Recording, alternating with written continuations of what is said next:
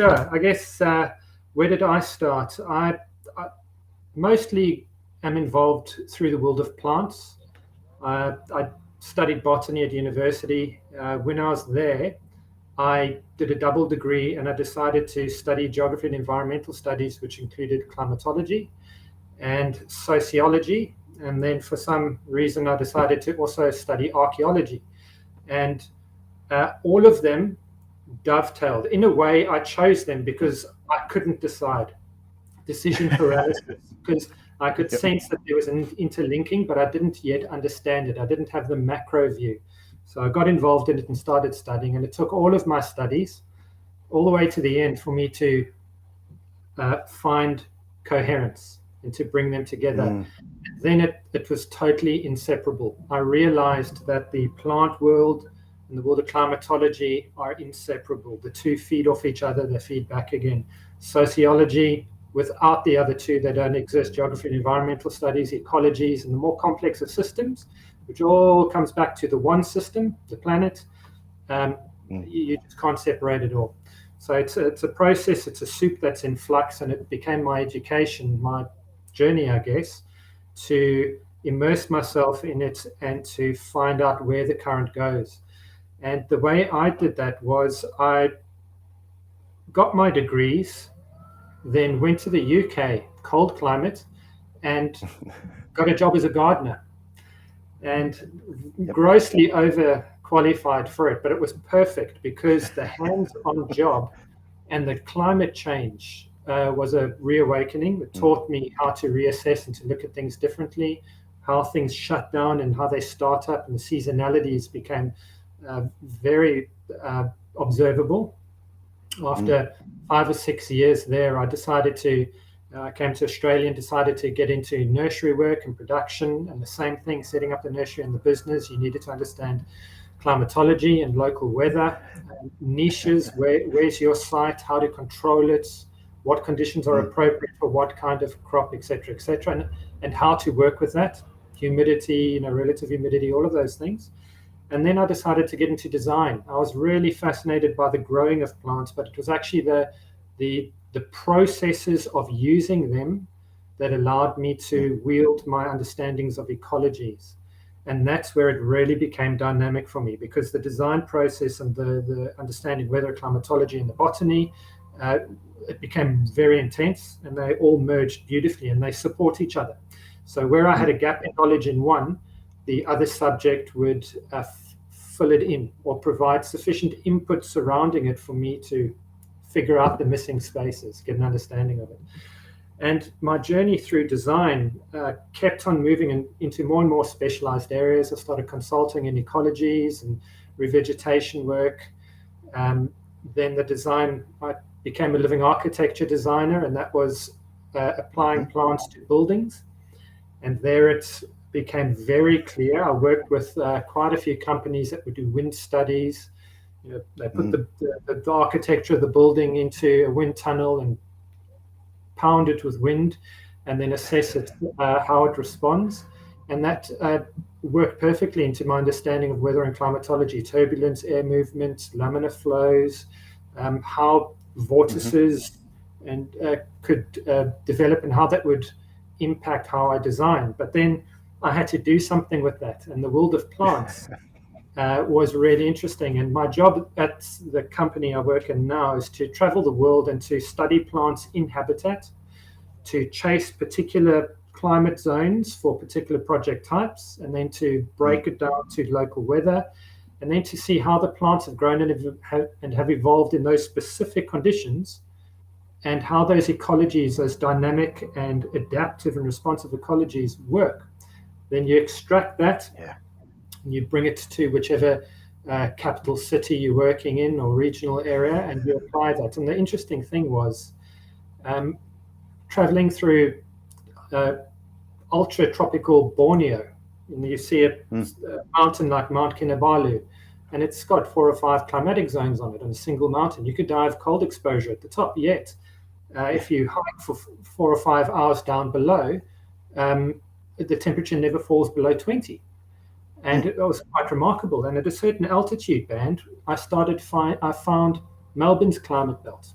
like a cool, a temperate environment. And I've found species, dianellas and tea trees that were growing there. Obviously, with all the other exotics that had moved into and merged with all of those different areas and evolved together. But it became clear that the world of living architecture and design has to focus quite heavily on understanding weather and climate patterns. And that's where I'm at the moment. So I'm a botanist that studies the plants, but I have to apply these macro level applications to my design work. Yeah, awesome. It brings to mind a lot of, I suppose, exotic elements for that sort of work. You know, like it's almost the stuff that I grew up reading about. I suppose traveling the world and finding beings in situ, the plants or animals, whatever it is, in loads of different climate zones and places, and having all sorts of adventures as you do it. And then when I think about that practical application end, and knowing that a lot of that plants on architecture is predominantly or commonly in vertical spaces, also, or rooftops horizontal, which are both in their own unique ways very extreme environments, and with a lot of I would guess risk as well. You know, that you're supplanting something, you're trying to interface really different things together, because buildings, maybe there's a few examples starting to change now, but as far as I understand it, most buildings are not designed to support plant life on the outside of them. It's absolutely, yeah. A lot of it's retrofitted. That's right. And it's quite interesting because two things are happening. We're working with new buildings and new technologies which are taking us to new horizons. We're working with old buildings and retrofitting them because the climate is changing and the buildings age. And by putting these plants on the buildings, we can revitalize them, but we can also reduce their aging process. You take the pressures that solar bombardment, that wind, that cold fluctuations have on brick and mortar.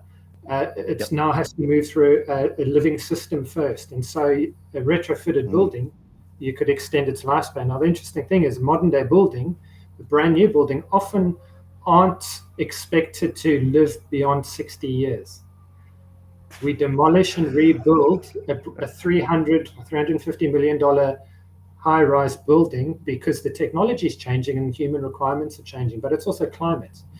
So part of the process of living architecture, which works and dovetails very closely with climatology and weather, is a roof garden or vertical garden installation can save developer $100,000 in air conditioning per year.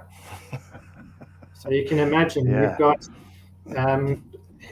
a heating environment, you've got to control that. You either do it actively or you do it passively. And I guess architects are now working very closely with climatologists as well and starting to understand how we have to change and adapt. But I had a chance to travel around the world and work in a range of different climates from, New Zealand, South Africa, South America, through Asia, et cetera, and each approach is a little bit different.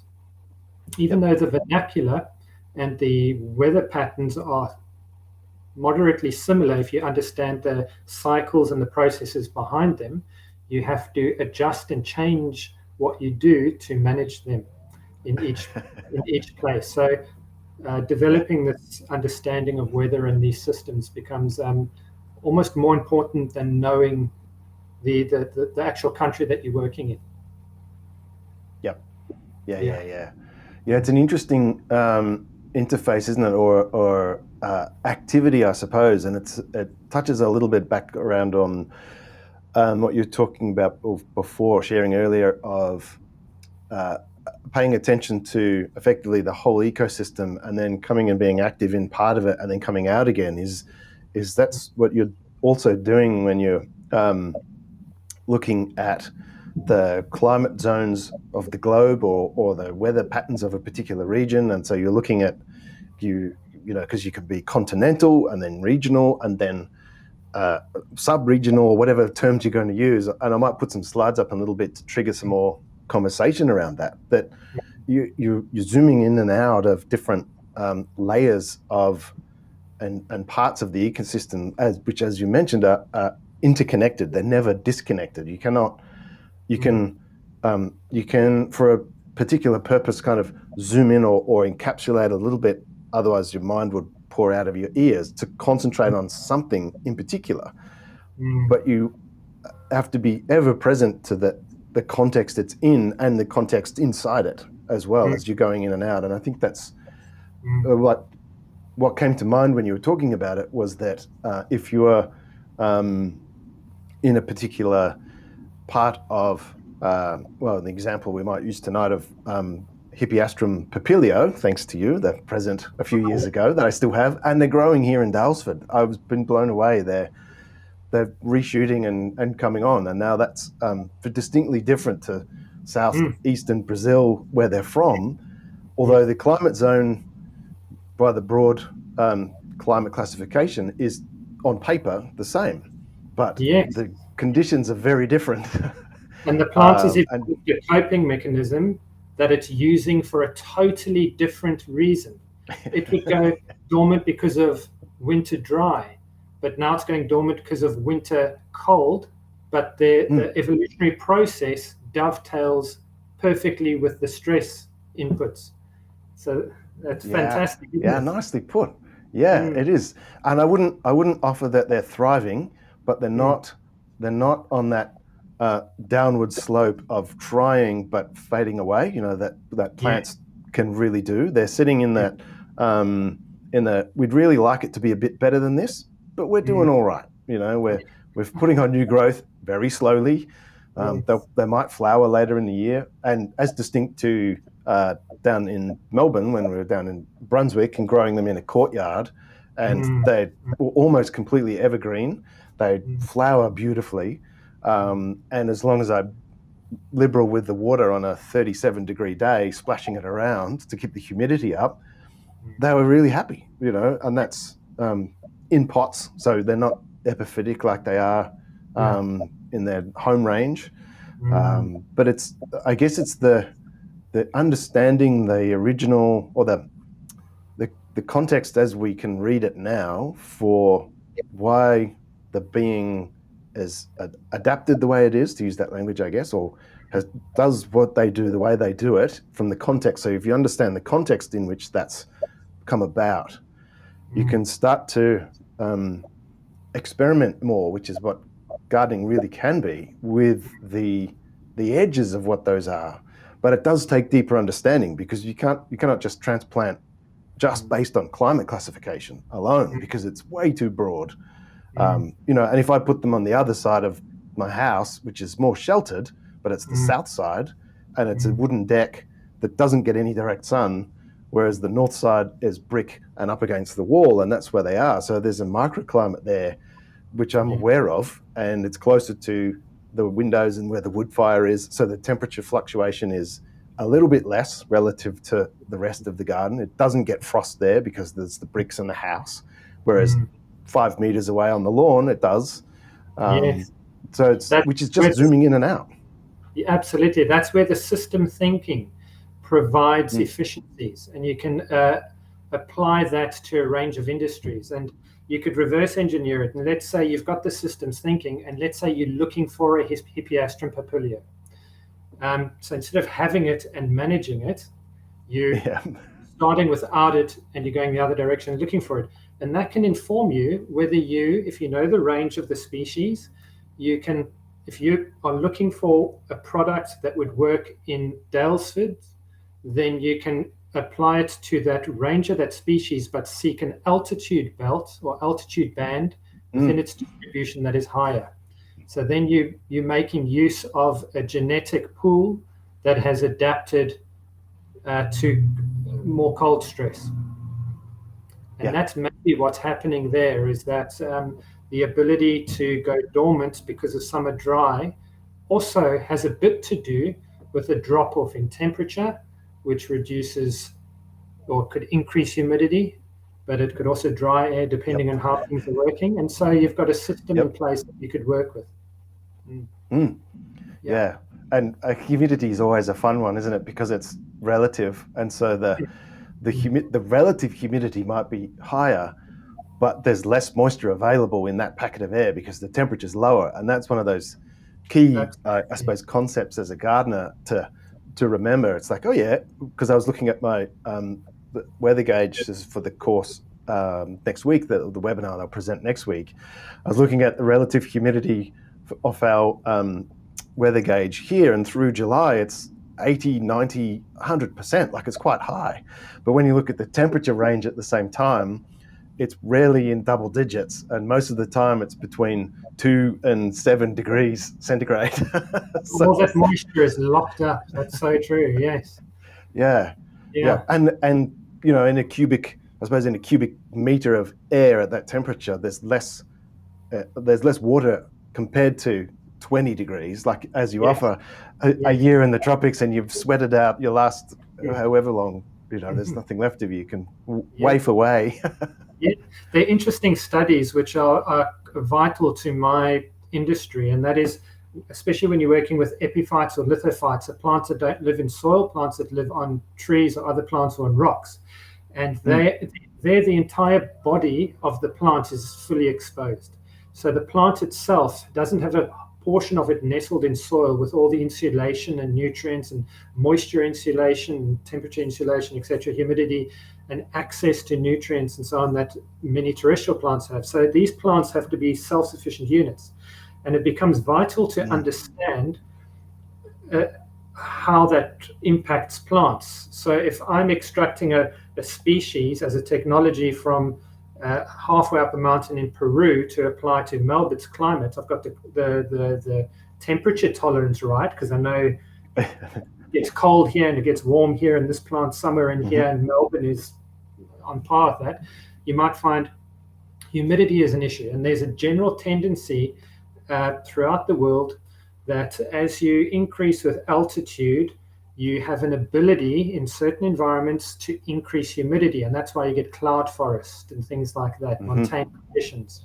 And not only that, botanists and ecologists are studying epiphyte and lithophyte plant populations, and they find there's a direct correlation in the graph of the increase in diversity and increase in number of plants as well correlates with altitude. And the reason why is these plants want available moisture in the air, in humidity, for as long a period of time as possible, because that reduces stress, moisture stress. So whether it's hot or cold, they want to be in the sweet spot where air provides available moisture that their roots and leaves can absorb before they get too cool and it gets locked away and they can't access it and they dry, or too hot, and then if there's not enough moisture coming in from elsewhere, it gets dry. So it's all dovetailing. Wow. Very close. Yeah. It's it's really interesting to try to articulate what it is what our I suppose our imagination and our brain is doing as a gardener. I'd like to pick this thread a little bit with you, that because we're looking at one way of approaching it, I suppose, is we're looking at layers of information, if you like you were talking about. You get temperature range. It's like, okay, we've got a match here. Relative humidity range, there's a bit of an overlap, but it's actually a pretty thin band. And is that going to be enough for tolerance, or is it going to be enough for success or flourishing?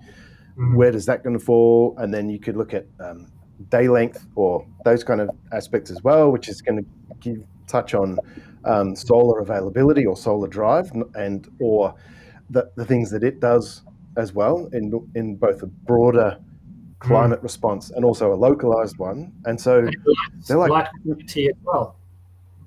Not just quantity, quality, high in UV or not, etc. Exactly. Well, and I've learned that up here at Dalesford, just moving from Melbourne. And we're an hour and a half. We're only at 630 odd meters altitude, and it's so much easier to get sunburn. It's around 7% more UV here than it is down in Melbourne, which I didn't know before I moved here. The sun feels hotter, and I suspect that's part of what that is, our physiological response. That's what we tell ourselves is as what we're feeling as a response to that. But it's this skill, I think it is, because certainly it is for me. I've learned it. It might be more of a natural talent for yourself that you've honed into a skill as well, is holding these layers concurrently. So these pieces of information, because no single one can be more important than any of the others. In a certain example, I guess, there might be one that is more significant or more impactful if it's missing or if it's overabundant, but they're all still, I'd offer that they're all still crucial, and at a certain point, and you have to consider all of them, because if you forget any one of them, it can be to your detriment. And particularly when you're moving towards if you're moving further from the sweet zone of similarity, if you like, the more different the environment that you are looking to grow in and experiment in and play in, the more important each of those aspects are, and how they cross over or not is even more important.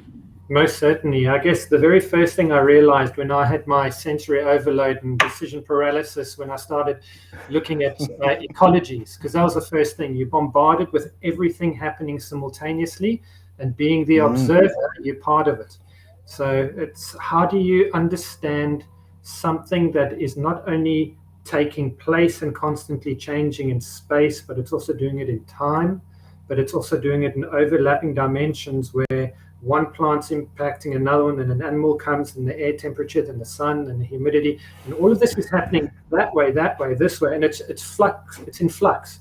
And then it starts reversing towards the end of the day, and as soon as you think you can get a handle on it, then you've got seasons, and then you've got maturity of the ecosystem. And plants are agents of change, just like humans are. Everything that can move is an agent of change in a way. And the first thing I learned is that I can't look at a plant or an animal as a thing anymore. I can't see it like that. I'm very visual like you. So I see a plant when I'm understanding and assessing its place in the ecology and its tolerances, etc. I see it almost like a star. You've got your singularity in the center, and you've got your X and your Y axis, but you've also got another axis. And one of them would be your moisture tolerances. One of them would be your temperature. One of them is space. One of them is time, rate of growth, all of those things. And each one of them for a particular species has a certain different parameters. So that's the shape of one plant. Right. And a plant that lives in symbiosis with it might look like that. And the two fit together like a cog or pieces in a puzzle. But an ecology has all of that, including overlapping, where some of them encroach upon the parameters of another and seek to take it or give. And that's called a resource. That's called an available resource. And when one plant succumbs and dies because there's too much overlapping by surrounding plants that use up its space and its tolerances, then as the plant decomposes, it becomes a resource for the others. And the same is with temperature, same as with humidity, nutrients, sunlight, etc. So that was a huge learning curve for me, is trying to see things not for what they seem, but to see the processes and the cycles within them. And the physical form that you see is simply dust that is scattered, that collects on the outside of a constantly moving form. And you're just looking at that changing shape, just like a cloud's formation. And it's true, a butterfly can cause a hurricane somewhere. It's because it's just embedding a part of a process. So I guess, like you mentioned with your courses, one of the best things you can do is not necessarily just teach someone about the facts, but try to help people to learn when they position themselves within their dynamic environment, is to think with a systems approach that can free their resources to find appropriate and functional things that they can wield and work with to whatever end it is for them or their products. or their environment. Yeah. Yeah, I really enjoy that description of you gave of the way you perceive and endeavor to perceive beings in their shape and relationships, and for me it really comes down to, I suppose I might either do a similar thing but in a different way, in looking when I'm scanning, my eyes are scanning across a section of the garden or something like that. I'm absorbing the relationships at play, and part of my brain is going, oh yeah, that looks like it might be a blackwood, but I always forget, is it a silver wattle or a blackwood, or that's part of the little monkey in the tree going like that.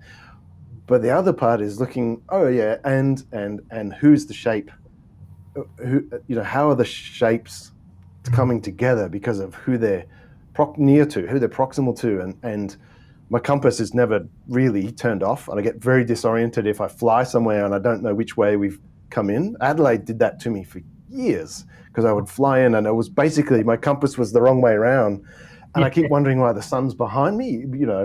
Once you get used to that, not used to being disoriented, when you're used to it, you're never unaware. It just sits in the back of your mind. Well, north and roughly that's kind of where it is, because, and if you're not sure, you could look at the context around you. If it's not too human interfered with disrespect to that, if you're looking at living beings who are responding to that context, then you can start to see that. And I enjoy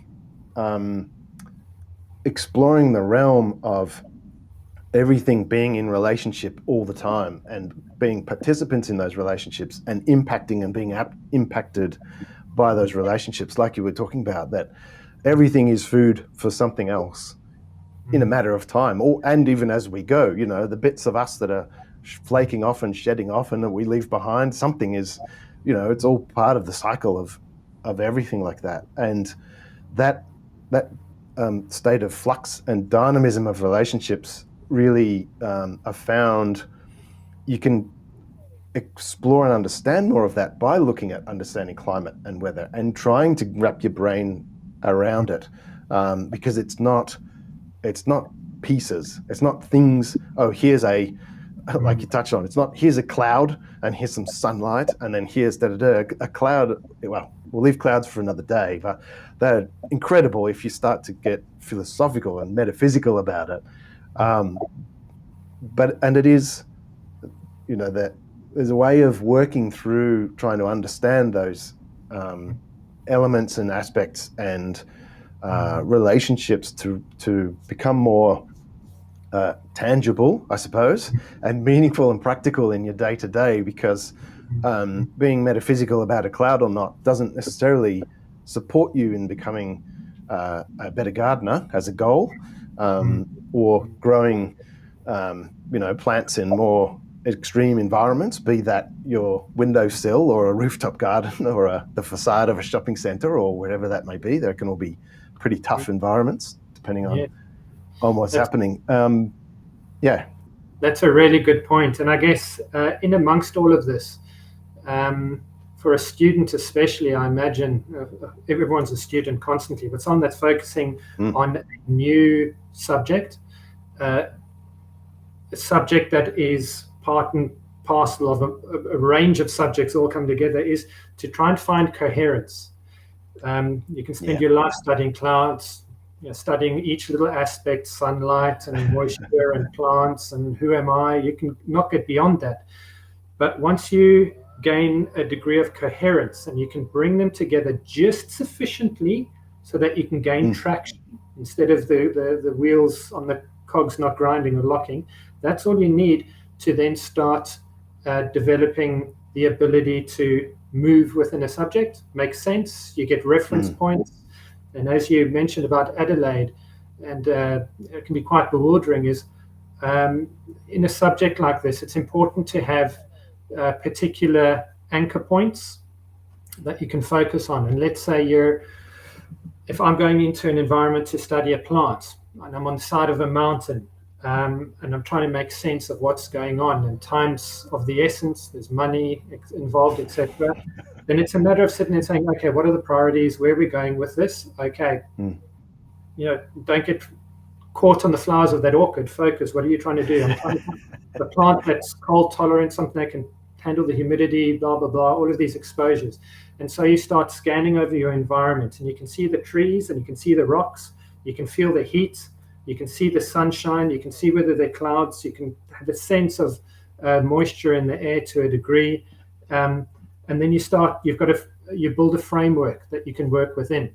And then it becomes easier to process all that sensory bombardment you have, because you can hone in on a particular thing, and you say, okay, I can't track everything simultaneously, but I can push a lot of the detail to the back of my mind, and I'm just going to now focus on the way in which the wind is moving up this gully, and there's high air movement. That's great, because that's going to dry things. So you start focusing on that, etc., etc.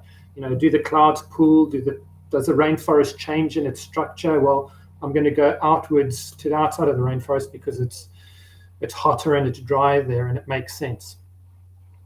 Things like that, and your efficiencies.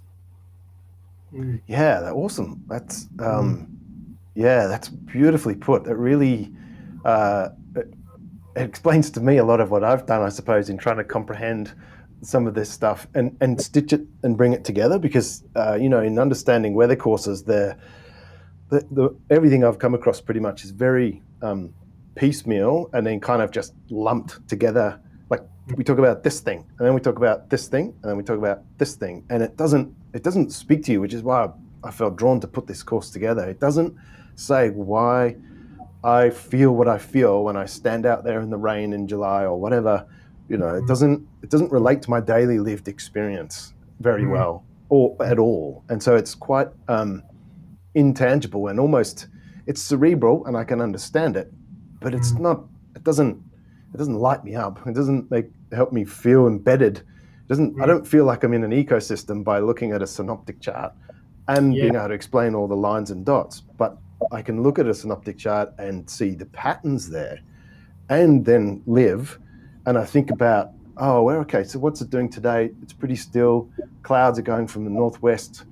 Okay, so that probably is, knowing my context for where I am continentally and regionally in Victoria and sub-regionally in central Victoria, I can get a feel for, okay, it's probably some high pressure patterns to the north of us and this way and that way and so you start to, I suppose you use one key aspect that I wanted to chat with you about as well as a gardener and especially as a designer, and you were just gave a beautiful living image of doing when you're standing on that hillside when someone's saying, TikTok, hurry up, we're not paying you to look at the orchid flowers, is imagination. And so there's information, because when you're standing on that mountainside, you've already processed where you are geographically, continentally, and all these, and you before you came, there was information to make the decision to come to that spot and that place in that time. But when you're embedded in that, now you're inside information. How do you, to use, I suppose, that metaphor, how do you read the matrix in front of you? And that's where imagination has to come in. And there's signs in front of you that particularly plants are really good at. If we can learn to read the stories of what's gone before, because they are manifest of that, because their sine wave is not the same as ours. You can't look at a human and know what they were doing 10 minutes ago. But when you're observing plants, you can get an idea of what the conditions were a week to 10 days ago, particularly if it's like your indoor plants or something like that, because they don't respond to you not watering yesterday. They're responding to you not watering a while ago. Yes, indeed. Because their behavioral response inside time is on a flatter sine wave, so it's smoother. Like where it's humans on coffee, where we're just pinging, and so it requires and beautifully encourages us, I think, as gardeners, to use our imagination, like you were touching on on that mountainside. Okay, so it's not happening right now, or there are things happening right now. What else do they tell me about what can happen here that isn't happening right now? And I find it an interesting and beautiful aspect of, for example, doing design, that you would be whether it's conscious or not, I presume, engaging imagination so much of the time, because you're trying to think in space and through time. And because in reading your work, talking about the relationships in succession, which we might have a topic for a whole nother day, but the relationships that, because the beings are dynamic and in a state of flux, their relationships to each other change. Someone gets a little bit longer in the leaf and they're shading the one below them because it's a vertical space, and so on and so on and so on. And that's not on paper. That's not in 2 dimensions. That's not a spreadsheet of matching data of climate zones and altitude and relative humidity and tolerances, and it spits out, you get 86.4 match, you should be fine. That's a really human thing to do. Most certainly. It's very, very good points. I guess everything has a resonance to it. And if you develop a high efficiency in an area, sometimes you might not be drawing on plants as a product and say, okay, I know 1,000 species, I'm in this garden, I want to design with all the yellows and the pinks and the quick growers and the cedars and so on. You can, in your mind, you can get a sense of space, of place, the land, feeling of the environment. How established is it? Isn't it established? Do you get a sense that it's highly disturbed or not? Is it an environment that is young and going through a very dramatic early phase build-up before it can become mature and a bit more, have a totally different energy to it? And that's interesting, because when you take a macro view of a landscape and one house is there, or a property is there, or your property, your farm is there, or your unit, your balcony is there, when you look at the whole landscape, the country's old, but the country has a mosaic of constantly shifting subpopulations that are migrating and are changing. As I mentioned, living things like plants are agents of change.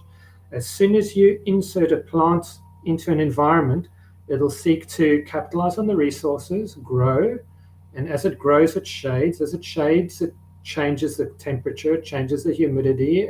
Other plants recognize that and start moving in because they're opportunities and they're benefits. And some things are done consciously, some are not. It's just because it's such a highly dynamic and interconnected system, this environment we have, that everything's happening simultaneously. And some species seek to use and wield, and other species might fit in and fortify and prop up, or at least that's how we perceive it.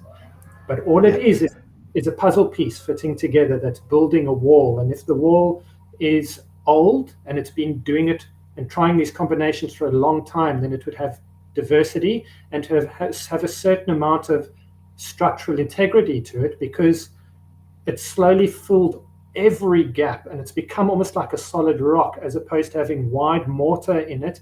And it's just been quickly put in. Pieces don't fit nicely, so we just fill it with mortar, and then you have a little bit of a rumble and the system becomes weak and a crack appears. Something else needs to come in. So as a designer, I guess that's something we can work with. We can spend time learning how to look and read these environments, and whether it's just a single garden bed, what is my soil like? Is it friable? Is it sandy? Is it very clay? What am I trying to achieve with this? Do I want to grow plants that I want to eat, or do I want to grow plants that look lovely or not? And the conversation starts and your instincts can kick in and you can seek those resonances. And that's what I do with a vertical garden. My finished planting plan with all the array isn't a set aesthetic. It's the starting point from which a race starts. As soon as it's installed, bang, every species is switched on and they're just going for it. And they're going to, if I can, in a way, it's malleable enough because I can select which species I use: aggressive, non-aggressive, slow growing, those with a sine wave that's like this, the slow growers, those with a sine wave like this that will grow quickly, flower, shoot, seed out, die, grow quickly, flower, shoot, and they'll just constantly move and move and move.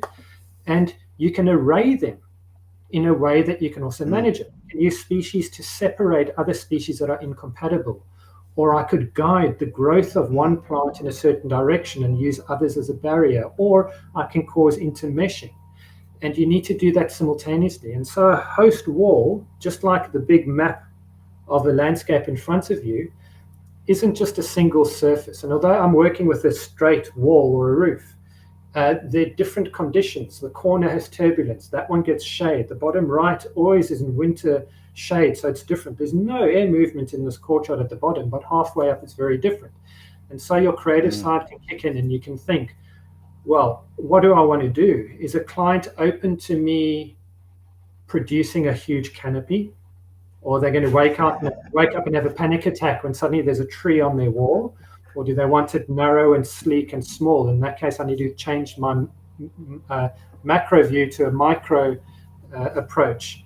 And that's what I try to do. And it's about, we were talking about earlier about resiliency. And what is resiliency? It could be being strong and unwielding and just surviving. And that is like some plants that produce, like a eucalyptus, a thick, hard, strong leaf. It can handle the wind, it's okay. But then you take a soft, delicate plant like a fern, and its strategy is never to just stand there and survive. It's rather produce spore, move out and colonize behind others. It's not a primary colonizer, that's the pioneer that goes into the hardcore environments and starts the process.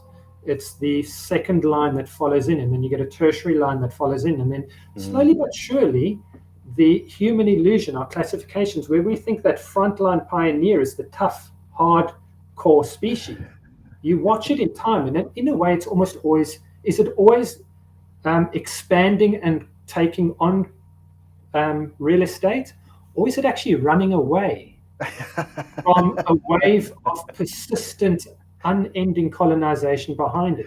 And you can then pull out, you can look at this landscape in Dalesford or along the coast, and you can say, you know, gosh, this garden's got sand dunes. Is this beach growing? Well, you put a carpet brodus on it and it'll slow the sand, hold it. And if I have enough carpet brodus, then the seedling of a banksia will come in. And then slowly you grow a woodland. You can reverse engineer that too. And that's where the creativity is really interesting. But if you don't have the tools, you don't have the plants, and you don't understand the processes of unfolding, then you would be a designer that is in a phase of still working quite statically. And that's not wrong, it's not bad. I was there, and I'm not saying it's the starting point for everyone and you move from that. You might come back to that and evolve back into it in time. But the static approach is a little bit more staccato. It's like using a plant as a tile, because you might not know all of the different dimensions to it. But my vocabulary is more about the change and looking beyond that. And if you really want to change an environment or change the world or change a person, you know, you don't feed them. You teach them how to grow the food that they can use, because then they can be an agent of change themselves. It's quite interesting. Yeah. Beautifully said. Beautifully said. We're just nudging up on the hour, so we maybe have a bit for a couple of final thoughts. As one that I wanted to offer about, you were talking about the distinction between, I suppose, large granular things in relationship and having to fill in the gap between to make it work, and then through time, and I'm paraphrasing or feeding it back through my lens, of course, it becomes more layered, more nuanced as more species come in. So if you have a particular, and that's how ecosystems can start. You have microclimates, and you know, that example that I'll borrow from somebody else is you have a dead flat patch of dirt with nothing else going on, just the sun, and you poke a stick in the middle. Now you have shade on one side, so it's a microclimate, and something can germinate, and on you go, which is a different way of coming up on the example you're offering. And through time, that diversity can build. And again, it's not static or linear. That diversity, it becomes more diverse, and then it just stays more diverse. Not at all. Like you were talking about the the pioneers, are they spreading or are they running? You know, are they succeeding or are they? As soon as the eucalypt gets taller than the acacia, it's outshaded and it doesn't have long, and there might be a different acacia, but there's certainly no grass. And the grass, kikuyu grass, is an awesome pioneer, but you start shading it out, it's not very resilient, whereas a eucalypt can take heaps of shade from other species and compete really well and start, you know, really impacting the environment around it for its own beingness, and it creates more microclimates inside. It creates more nuance, and the image that or the way of speaking about it, I suppose, that came to mind is things like fractal geometry. So you get a certain pattern, and then you zoom in, and there's more pattern, and then there's more pattern, and more pattern, and more pattern, and more pattern, and you zoom out, and there's more pattern, and there's no judgment on that, which we commonly offer in our culture, or a bias, even if it's not as harsh as a judgment, I suppose, of, well, more diversity is better. Well, that's a very strong theme for us at the moment, because we've gone really hardcore down the road of not diversity, because we've eaten it all, or burned it all, or buried it all, or turned it into something else. Not all of it, but we're in a place where we're not celebrating diversity as a species at the moment. And I think if we can have more conversations like you were speaking of, understanding how through relationships, through conscious design, through respect and honor for the beings and who and how they are, that diversity is inevitable. You can't actually stop it. And so we can accelerate that, like building soil. It can take 1,000 years, or if you put a bit of sweat in and you get the ingredients going, well, you can have some soil in 2 weeks. You know, that's because that's the conscious application of our human endeavor, you know, of information and imagination and inspiration, and sometimes just sheer bloody hard work. You know, it's all part of it. Yeah, fascinating, fantastic. You've touched on so many different things which are so vital to not just understand, to improve and expand on, but to get by. You know, fractals. Fractals are so core. They sit at the core of everything we're discussing, because just like universal things, processes, and resonances, there's a replicable underlying structure to things, but that structure isn't set. It is nature doesn't have laws. Nature has tendencies. Humans have laws because we have a tendency to use the same words. But that also means you're using the same thinking. So to change your vernacular, to change your language, shows that your mind is changing and your perspectives are changing, which means your resonance is changing, which means you're moving to a different part of the fractal, whether that's an expansive, larger, complex system, or a really honed into a high detail, you know, like a laser mind versus a mind that's very good at scattering and covering a wider area. And I think to be resilient and to be balanced, and I'm not saying that everyone needs to be resilient or balanced, I'm just saying these are tendencies that are practical and helpful sometimes. It's important to hone both approaches, to focus on the high detail and the focus, which is maybe akin to being a resilient species that's strong and hard, and then also being able to scatter and cover the broader spectrum and the diversity, the almost overwhelming density and diversity of what's going on at the moment. But to have both of them, it's the middle way, I guess. The middle way isn't a straight line. It's a meandering, shifting pathway that does allow you to grow, which means you have to sometimes let go of what you knew before. And this is something that it took, I don't know, maybe 5 years in my design career for me to realize that people were often asking me, and I was lecturing at universities, you know, Erik, how do you compile this? How do you put it together? Okay, can you tell me the different parts and the pieces? And I'd say, whoa. Don't ever replicate what I'm doing, because it only works for what I'm working on. And when I'm finished with it and I'm moving away, It has to continue behind me. And then it started dawning on me that in my designs, I actually have to let go of my designs. And so I create them and I control them and I structure them. But I have to admit that I don't grow them. Like you mentioned, you don't grow yourself. I don't live my life. I'm observing and I'm making decisions day to day, but I can't consciously make my heart beat and move every molecule of blood through my veins. I have to hand that over to the expertise of my body. I have to surrender that. And the same is with my designs. When that starting point starts and it's been installed and it's there, it's the processes that I've embedded in it that start playing out, but there's only so far I can predict it and control it.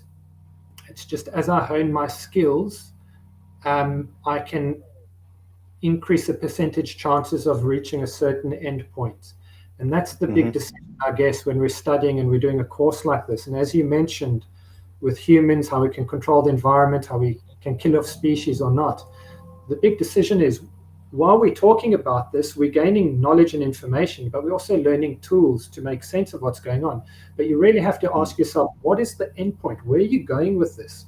Because that is a whole tangent. That is a dedication that you're making to an end.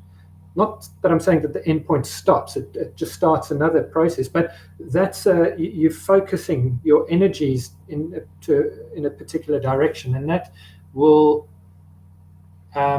require time and investment, and you've got to think, what am I trying to do with this? So it comes back to the age-old question, who am I and what am I doing in this environment? And if I am an agent of change, what can I ultimately achieve? And do I want to try and achieve some of those things? And if so, which one do I want to achieve? And then what am I going to spend my time on? So hopefully this kind of course teaches people to not pick an end point that some courses do. They say, we'll take you there. But you say, rather, we're going to open this up and you can sample things, but we're going to throw you into it and we're going to try and see how you grow into a shape that you like, and then you can choose what you're going to do with it. Yeah, beautiful. Awesome. Beautifully said. I'll chalk up one more conversation to be had in the future before we wrap up, and that is you were just offering about the start point, the flag dropping on the go for that race when you let it go and it's installed, and that process or that coming together, because the process has been in flow already, and then it comes together and it's there for a time, and then it's effectively, I suppose, the handover is the beginning of the race, and it goes on. We do that in our own gardens as well, in our own gardening, and the work of a gardener is you're looping back around and responding to that race now. You are participatory in it as well. And so I guess that's one of the differences, although you do come back around and maintain the gardens to a certain extent, but in your own applications and in your own life, that there is that letting go. And it reminds me of that topic of designing for, designing the infrastructure for unconscious immersion. And we'll pick that up another day. So you don't have to think about the structure that's supporting the ecosystem. You, as a gardener, can be in it because you know the irrigation works and you've taken care of the light, and the shade house isn't going to fall on your head tomorrow. And so now you can be, and for me, that's where the love comes in, because you stand there holding that alocasia wendlandii leaf and you just blown away, like the fractals and the water beating off it, and it just lights you up as a being, because you are life and this being is life, and you're experiencing each other. And for me, that's it. That's the magic. That's everything. I absolutely love what you're saying, and I think this is a fantastic conversation we can have. For example, some farmers or some veggie patches or some gardens are constantly creating a system or a garden that requires repeated resetting. Nature on an open piece of soil throws seed to populate it, to start the process of evolution towards ever greater diversity. If a gardener sows the seed of their carrots and all their different species, and then at the end of the season eats and then hoes it clean, they've literally gone back to the drawing board and reset that whole system again. So you've got the choice whether you want to dedicate your life to wash, rinse, repeat, and to focus on harvesting a particular outcome. And if you want to repeat it because you feel that the process is worth something, then great stuff. Or that you want just carrots, then great. But if you want to sow and then harvest some, and then oversow and then harvest some, and then not have to put the same amount of energy in, but actually stand there and watch it take on a life of its own and do the work for you, a perennial food forest, for example, as opposed to a monocrop, then you've handed over to a degree, and your resource diversity will increase, and in some ways your inputs will decrease with it.